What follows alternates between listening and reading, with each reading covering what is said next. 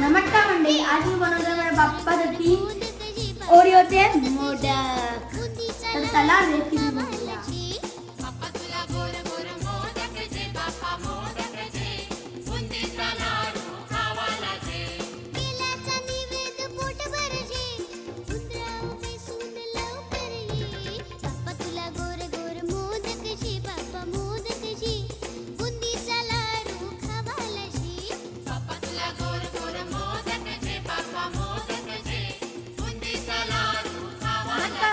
आज मी बनवणार बनात आणि स्पेशल ओरिओ मोदक खास बाप्पासाठी।